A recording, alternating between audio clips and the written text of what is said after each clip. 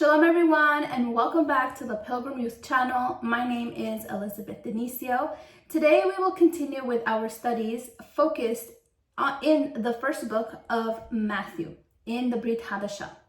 We will continue to learn more about our Mashiach and the example that he left for all of us who are true believers to follow in order to be reconciliated back to the Father, and that we may begin to live a life of teshuvah, meaning returning back to the Father in obedience to his commandments. And by doing so, we will be able to produce fruits of obedience and living a perfect life before the Eternal. The title of our study for today is What Defiles Men is the Leaven That Stops Him from Following Yeshua, based in chapters 15 and 16. In these two chapters, we will continue to learn more about the obstacles or the hindrances that are represented in Scripture as contaminations to our life, which create blocks or hindrances, as I said before, to believers' path to be able to fully be reconciliated back to the Father.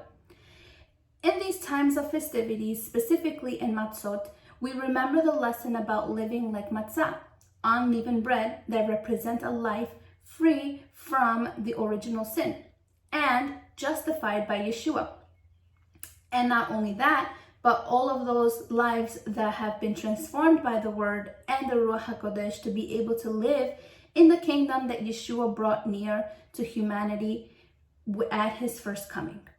Today we will learn about the words of Yeshua and what truly contaminates our life and stops us from living the commandments given by the Eternal with its correct interpretation and application for our life. With this, let us start with chapter 15 from verse 1 to 9 that says the following. Then some Pharisees and Torah scholars came to Yeshua from Jerusalem. They said, "Why do your disciples transgress the traditions of the elders? For they do not do the ritual hand washing when they eat." And answering, he said to them, "Why do you also transgress the commandment of Elohim for the sake of your traditions? For Elohim said, 'Honor your father and mother,' and he who speaks evil of father or mother must be put to death. But you say, 'Whoever tells his father or mother, whatever you might have gained from me is a gift to Elohim,' he needed not honor his father. On account of your tradition, you made a void to the word of Elohim." Verse 7 says, "Hypocrites, rightly did Isaiah prophesy about you, saying, 'The people honor me with their lips, but their heart is far away from me. And in vain they worship me, teaching as doctrines the commandments of man.'" The chapter begins with the dialogue Yeshua had with the Pharisees and scholars that came to him from Jerusalem. This shows us the growing influence that Yeshua's teaching was starting to have in Jerusalem and the regions around it. And by seeing that the influence that Yeshua had in these regions, specifically in Jerusalem, it increased the concern of these religious leaders. They directly questioned the Messiah on the reasons why his disciples did not carry out the traditions of the elders. In other words, what they were truly asking is, why were Yeshua's disciples not showing the proper respect or obedience to the traditions that were set by their rabbis, by their great teachers, their great leaders? In other words, set by men. They were not referring to the divine commandments. The leaders were referring to the ritualistic practice known as netilat yadayim, which is the washing of hands, not about the modern hand washing as we know it today for hygiene purposes. But this practice was to maintain ritual purification and not a physical cleanliness. The commandment originated from the command that was given to Moshe to the people of Israel, and specifically to the ministers when they entered the temple to perform their duties in Exodus chapter 30, verse 17 to 21. However, the leaders expanded on this commandment and they created up above or on top of or added traditions demanding that the Israelites hand washed to be able to be ritually purified for not only the Levites in the way that the context was given, but for a common Israelite doing common things. Until this day, unfortunately, this is still practiced. They do this washing before each meal and also as soon as they get up or after touching their shoes. Yeshua responds to the question that the Pharisees had with another question. What weighs more, tradition or commandment? They not only kept the tradition of hand washing, but they also used the tradition of man to invalidate the commandment of honoring father and mother, given by Elohim in Exodus 20:12. And this is what Yeshua was reminding them of, that was the actual commandment and not what they were suggesting. Applying it literally and totally dependent on their life or death, since in the ancient times, invalidating the commandments before Yeshua's time here on earth was punished with death, and its application gave them longevity, as it says in Deuteronomy 21 from 18 to 21. So that purpose of the commandment was changed because of man's traditions, superimposing another practice, which was known as offering. Any person who made an an offering vow gave the money intended to support their parents for a worthy cause, usually that was held in the temple. So instead of giving the money that corresponded to their parents because the commandment, the Eternal said, they would say, well, I'm going to give it to the people in the temple, and that's kind of the same thing as me honoring my parents. And Yeshua is saying here that it's not. It's actually, even though it may sound good, even though it may look good, but it was actually invalidating the actual commandment that the Eternal established it with its correct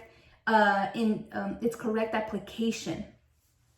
So this is a way that this religious practice was a way of marginalizing parents, diverting responsibility from children to the religious system. That's why Yeshua in verse 7 calls them hypocrites, because their service was nothing more than a routine. It wasn't something that they truly, it was something genuine. That is how they had to do it, according to their traditions. And if it wasn't according to their traditions, then they had a problem, just the way that we're seeing now. This was not the first time it happened in Israel, since the prophet Isaiah also spoke about this kind of service of doing things just because of routine. As it says in Isaiah 29 verse 13, that says, "These people come near to me with their mouth and honor me with their lips, but their hearts are far away from me. Their worship of me is based on merely human rules they have been taught." So here we see a really big exhortation, not only from Yeshua's side, but also the prophets have been announcing this deficit that was going on in Israel, that people were thinking that they were serving the Eternal and the Creator through these religious systems, and in fact they were not. They were blaspheming and they were going against the Eternal's will. Yeshua finalizes the verse saying in verse 10 to 11 the following: "Hear and understand.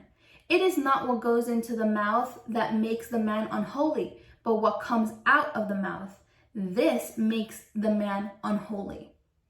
When we talk about the topic of an unholy thing, we're usually referring to a contamination that happens.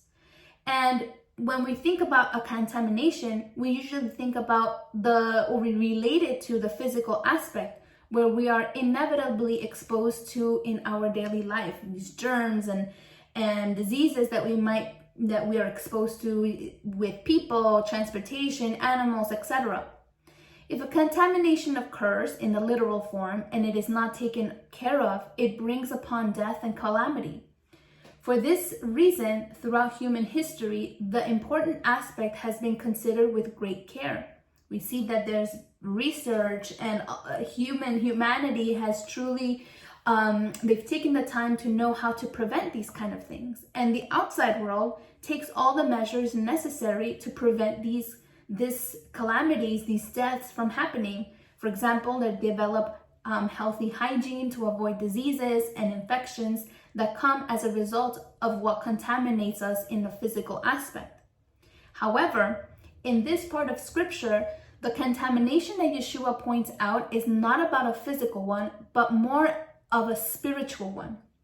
on contamination that stems from within our own flesh, our desires, and our heart that affect or influence our behavior and perspective and our walk with the Creator. This kind of contamination is the basis of the world's corruption. The kind of corruption is often very subtle, just like bacteria or microorganisms that creep into our lives, in which the human eye does not perceive with the naked eye. In this same very way is the way that the corruptions of this world, the contaminations of this world spiritually also creep into our lives that we don't even realize sometimes. So therefore, it is important to correctly understand Yeshua's metaphor, since theoretically it has been used as an excuse to eat anything that has life, right? Like literally everything that runs, flies, or crawls.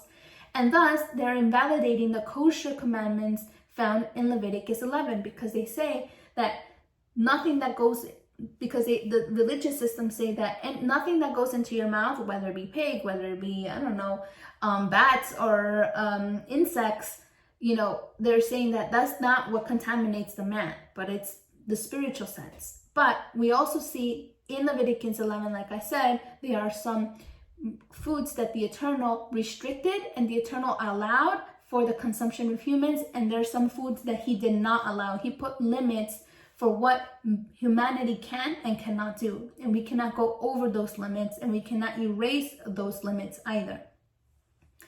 Yeshua immediately explained his own words and said that he was not referring to those laws because the issue was not about food. He wasn't talking about that wasn't kosher what they were eating, but what came out of their mouths as a product of what they fostered in their hearts.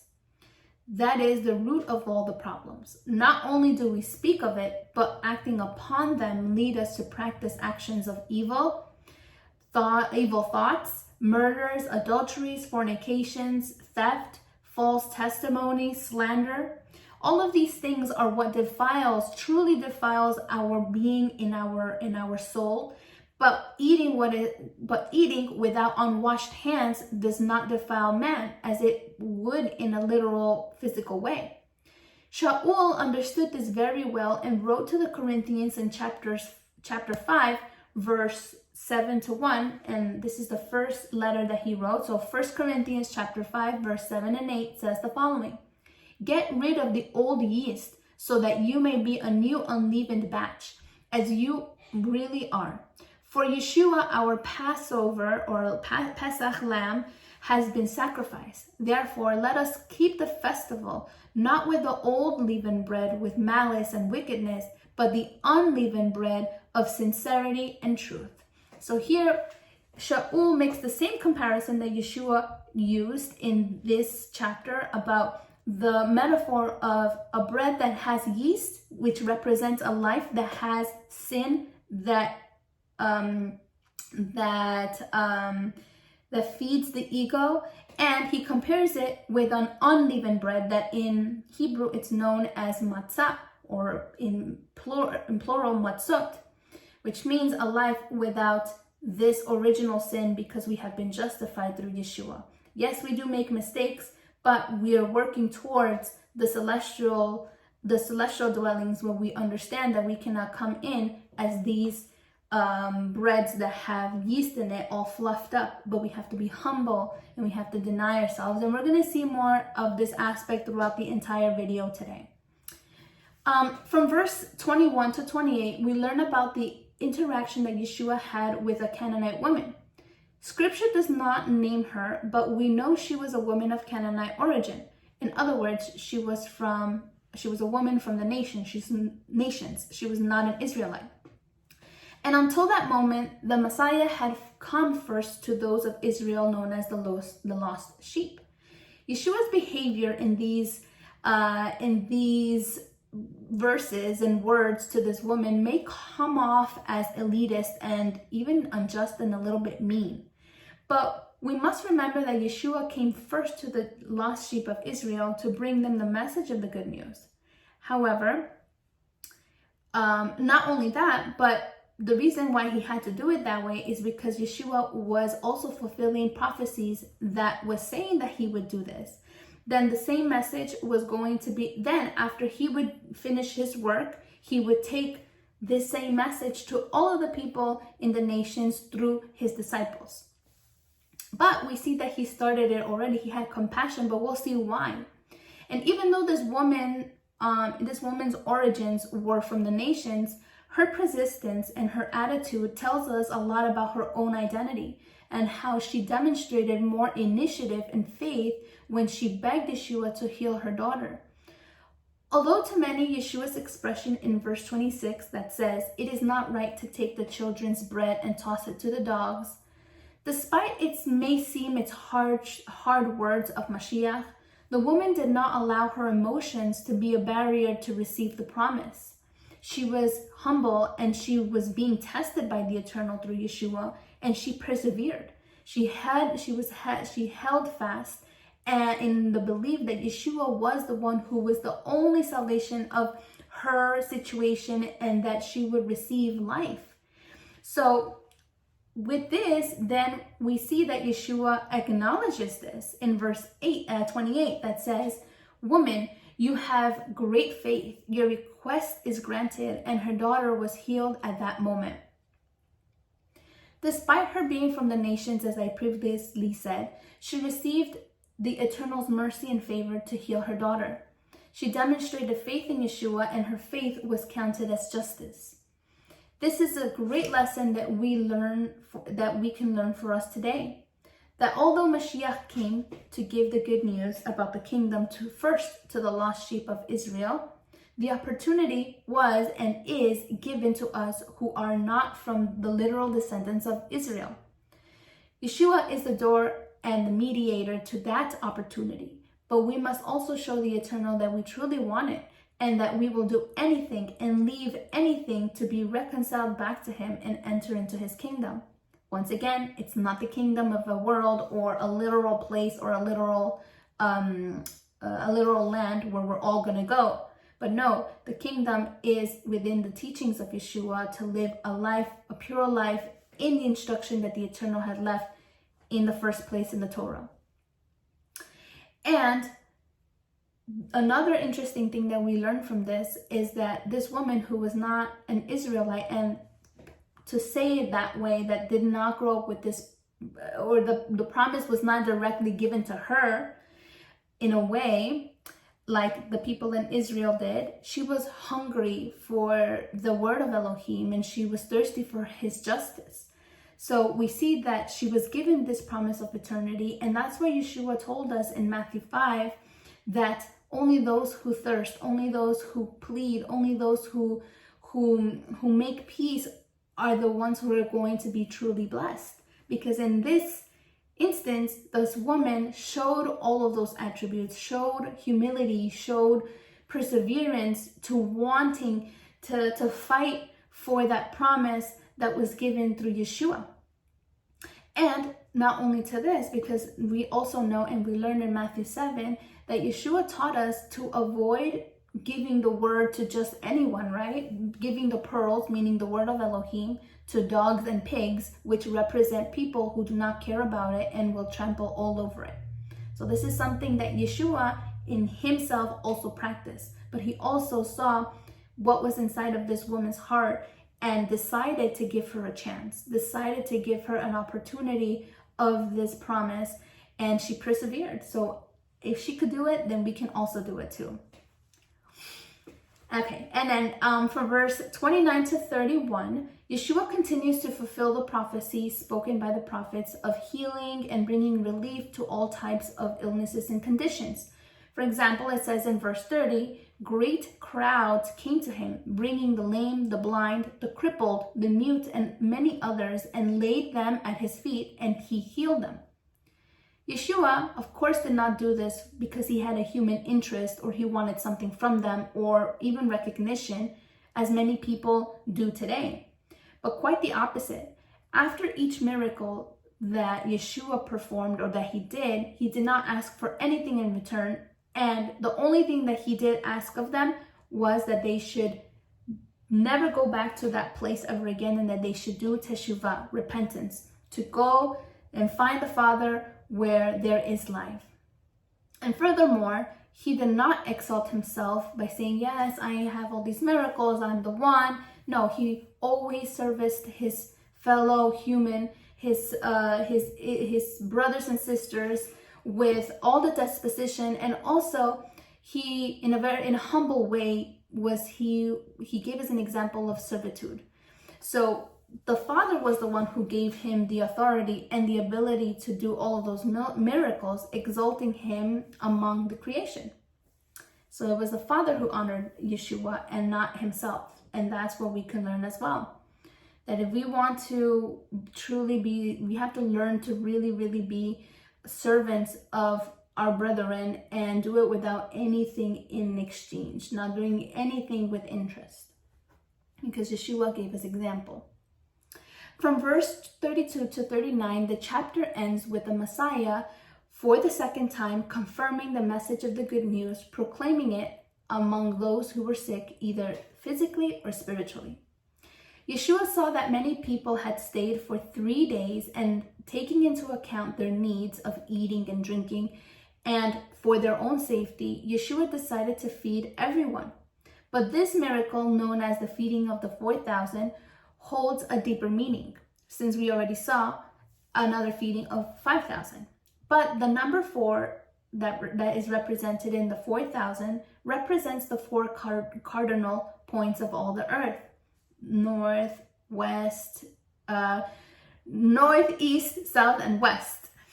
And the way that Yeshua was going to send his shaliachim represented of how Yeshua sent the disciples to give this physical food. So were the disciples going to take the spiritual food, which was represented in the 7 loaves, and even more in the abundance of the 7 baskets, to satisfy the hunger of those who truly have it.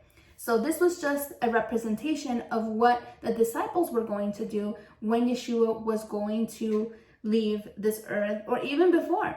We see that they were going to bring the word full of Ruach HaKodesh, clean. They're going to understand the reason why Yeshua had to die with full understanding, and then they were going to go out into the nations around, and they were going to proclaim the good news with not only power, but in abundance. It says here that they were going to have. And all of those who were hungry to look for the Creator, all of those who were thirsting to have justice of the eternal due in their life, were going to receive it. And then with this, we also understand with the feeding of the 4,000 that Yeshua was going to be providing this sustenance, the way that he said in Matthew 4:4. It says, "It is written, men shall not live on bread alone, but on every word that comes from the mouth of the eternal." So here he was going to apply it in his life. So something that I've learned through all of the series is that everything that Yeshua taught, he was the one who first did it. He was the one who first applied it, and he's the first one with example he gave us for us who came after him and who are now walking in his steps could also follow with the correct interpretation, because there's so much confusing going on in the world that it's easy to just drift away. And with this, we're going to go with chapter 16, where the ministry of Yeshua was always met with resistance. And once again, in chapter 16, it starts with the Pharisees and the Sadducees who came to Yeshua and tested him by asking him to show them a sign from heaven. This is in verse 1.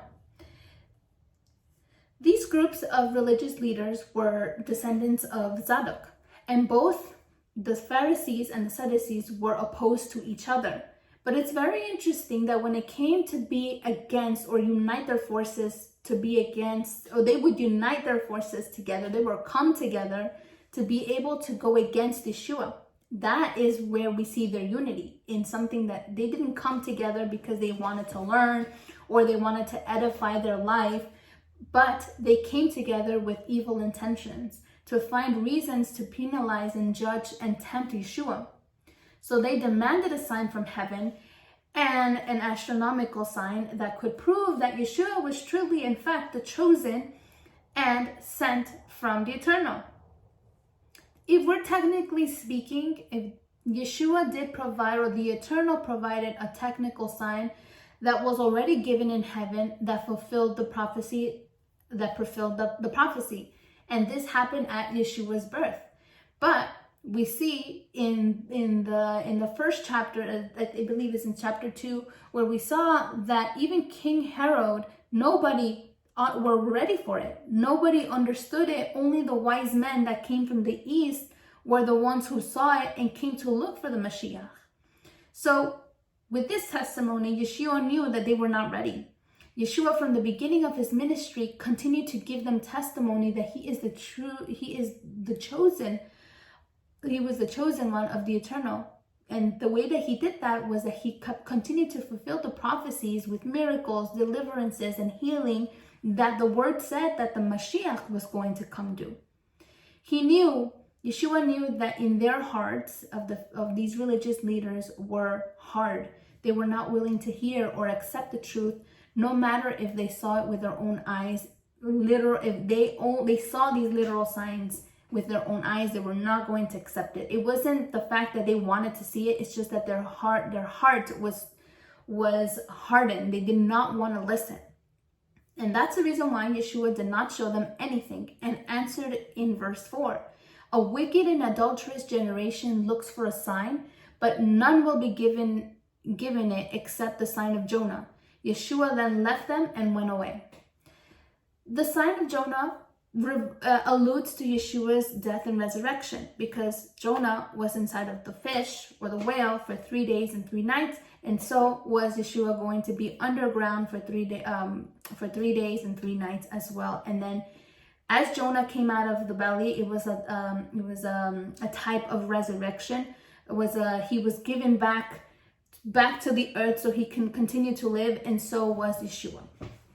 So this is what we can understand from these verses. From verse 5 to 12, Yeshua once again brings to the disciples' attention in verse 6 to be careful. Yeshua said to them, be on your guard against the yeast of the Pharisees and Sadducees.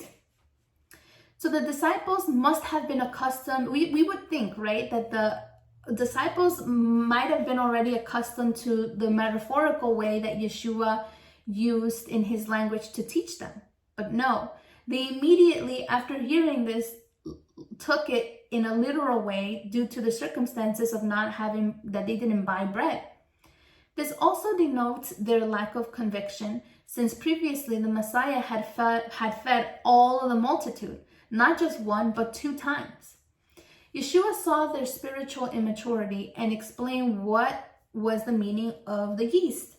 He was not referring to the ingredient used to ferment bread, but that yeast which represents the sin and contamination of the soul caused by man-made doctrines that feed the human ego, as I was explaining before in chapter 15. And these doctrines that feed the human ego causes that person to inflate with pride of their flesh in the same way that yeast does when it ferments the dough. It alters that dough. It elevates that dough, which here the Mashiach clearly was warning the disciples and continues to warn us today about these systems of ideologies and philosophies that contaminate our mind and alter our walk before the Creator. The disciples understood that Yeshua was not telling them to guard against the yeast used in bread, but against the teachings of the Pharisees and Sadducees in verse 12. They finally understood. So Shaul, as the time went by and Shaul was also called, he also warned this. He also exhorted the people that he knew about the same way that Yeshua did to his disciples. In Colossians Colossians chapter 2, verse 8 to 10 says the following. See that no one takes you captive through philosophies and empty deception, according to the tradition of man and the basic principles of the world rather than Mashiach. For all the fullness of the eternal lives bodily in Yeshua, and in Yeshua you have been fulfilled to fullness. He is the head over every ruler and authority.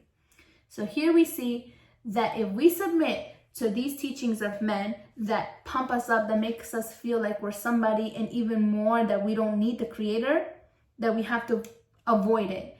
Because in Yeshua, we have all the fullness. We understand and we get to know the fullness of the eternal in our lives.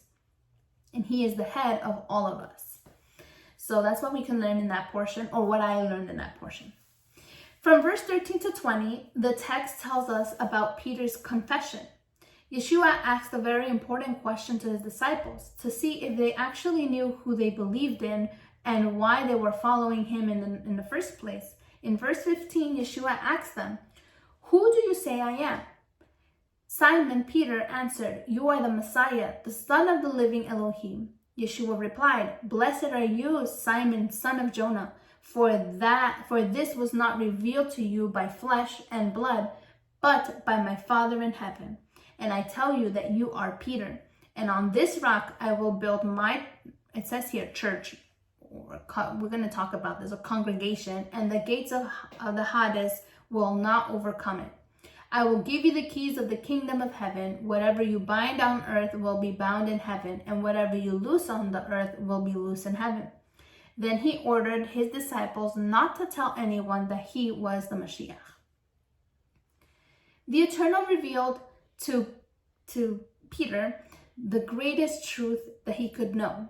Because in that time, we have to remember again that in Israel, there was a great confusion among them about who Yeshua was, and they were contaminated of all of these man-made philosophies, commandments, and perspectives.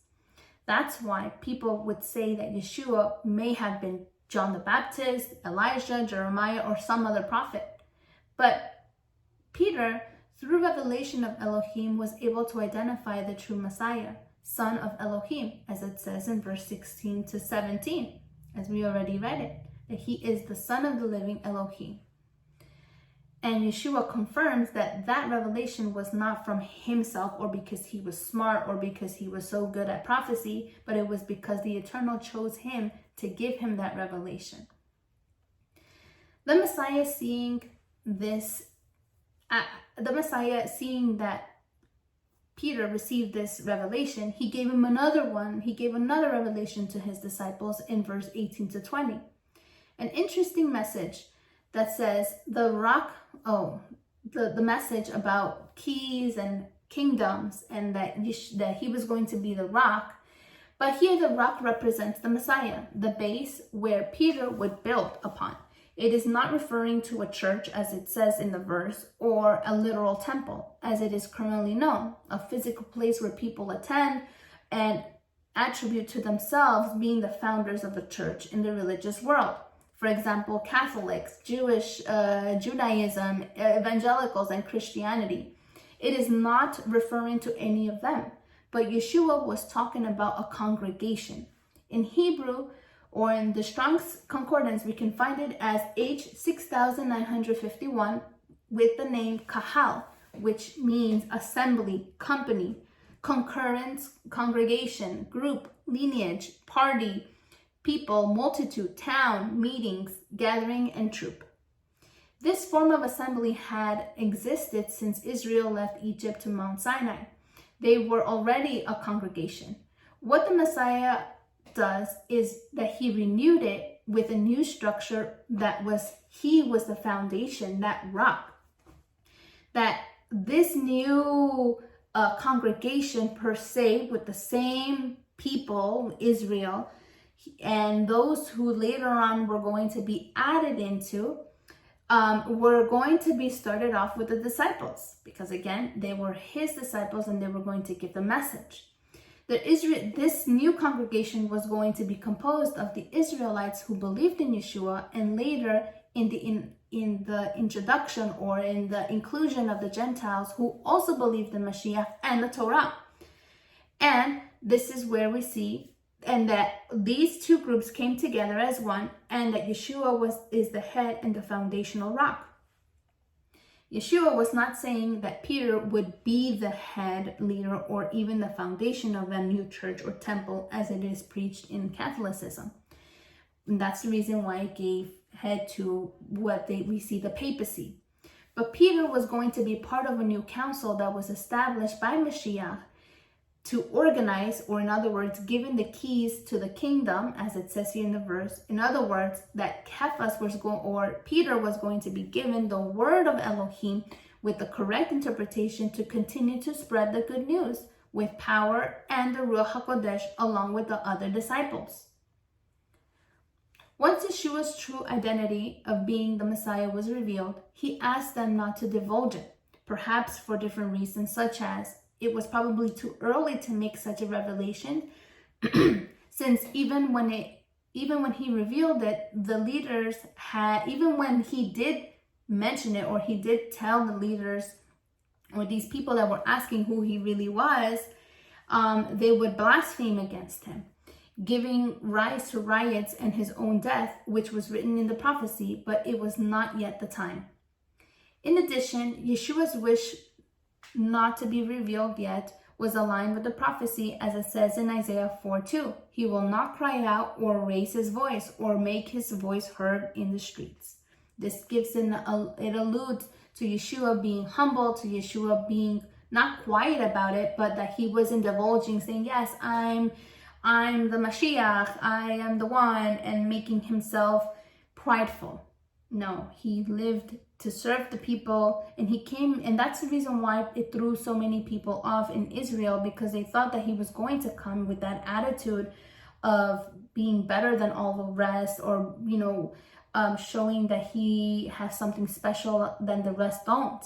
But he came to serve. He came to put everybody else before himself, and to come to rescue, right? To rescue all of us, to rescue all of the Israelites, along with the people who wanted to listen to the word of the Eternal and listen to and obey him. So we see that those who would recognize him would do it through the signs, or another reason why he didn't want to say it outright was so people can in themselves see and confirm. Those who actually studied the word and the prophecies could actually understand that it was him through those signs of making miracles, healing the lame, the blind, the deaf, through his service. And through his service is the reason how Yeshua made himself known. Yeshua made himself known to all of those people. And that's the same way that should happen with us, right? Nobody has to tell us, well, this is the person that we have to follow. No, we have to look for him in the scriptures and see and verify if it really is him or not. And that's why we have the word of the Eternal that teaches us how to find Yeshua and who he is. Because even Yeshua said, I send you out into the world where there's going to be many false Mashiachs, the saying that they are, but they really aren't. So it's our job to be diligent and really, really study the word for us to not be tricked into following somebody that they're not. Lastly, to finish with chapter 16, from verse 21 to 28, Yeshua announces his death. It was something that he himself knew had to happen, and that above all, Yeshua showed full submission to his Father's will, which is why he begins to prepare his disciples about the upcoming events that would happen to him because of the truth. Perhaps this is something the disciples would have never expected from his master, because they saw his authority, they saw the power, they saw that it was truly him, the chosen by the Eternal. And they specifically, Peter couldn't see that anyone could hurt him.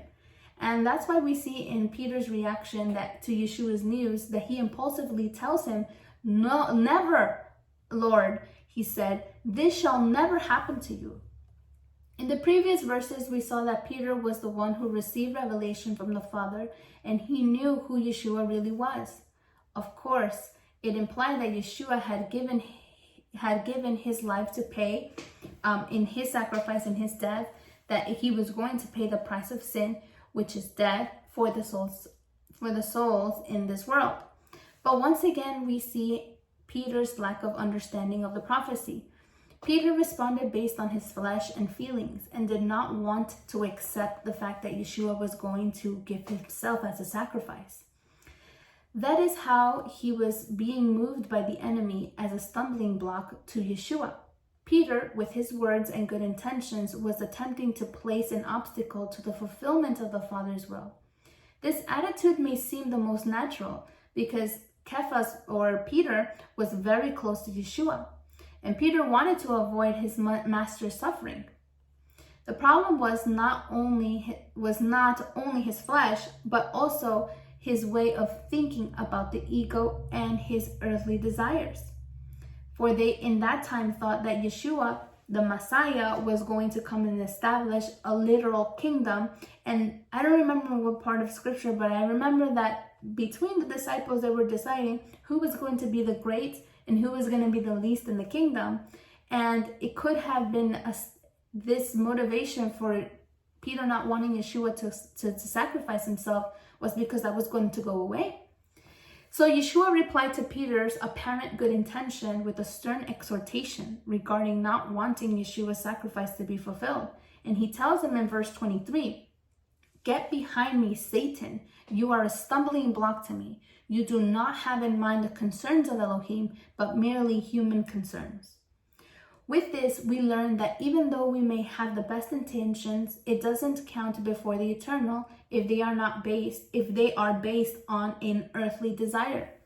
We as young believers need to walk before the eternal with wisdom, a clear head, and with the truth to avoid falling into decisions based on emotions that fluctuate constantly and are ever changing.